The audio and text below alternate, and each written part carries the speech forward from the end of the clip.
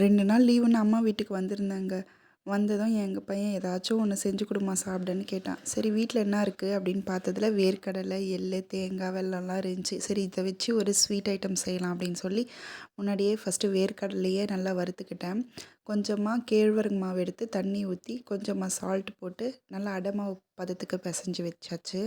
இப்போ வறுத்த இந்த வேர்க்கடலையை அம்மா கிட்ட தோல் உரிக்க கொடுத்துட்டேன். நெக்ஸ்ட்டு ஒரு கடாய் வச்சு துருவின தேங்காய் அந்த கடாயில் போட்டு நல்லா ரோஸ்ட் பண்ணிக்கணும். ஈரப்பதம் எதுவும் இல்லாமல் ரோஸ்ட் பண்ணிக்கோங்க. அப்போ தான் வந்து இந்த நம்ம செய்கிற ஸ்வீட் வந்து கொஞ்சம் ஒரு 4-5 டேஸ்க்கு கெடாமல் இருக்கும். இது நல்லா ரோஸ்ட் ஆனதும் மறுபடியும் தோசைக்கல் வச்சு அதில் கொஞ்சமாக எண்ணெய் ஊற்றி இந்த அடை பிசைஞ்சு வச்சோம் இல்லைங்களா, அதை நல்லா இந்த மாதிரி அடை மாதிரி தட்டி எடுத்துக்கணும்.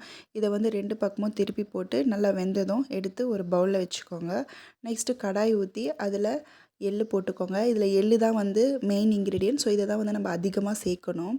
இதை வந்து நல்லா ஸ்லோ ஃப்ளேமில் வறுத்துக்கோங்க. இப்போ நம்ம செஞ்சு வச்சுருந்த அடையை இந்த மாதிரி மிக்ஸி ஜாரில் போட்டு கொஞ்சம் பல்ஸ் மோடில் அரைச்சி எடுத்துக்கோங்க. நெக்ஸ்ட்டு தோல் உரித்த வேர்க்கடலை, வெல்லம் தேவையான அளவு அண்ட் ஏலக்காய் இது எல்லாத்தையுமே போட்டு அரைச்சி எடுத்துக்கோங்க.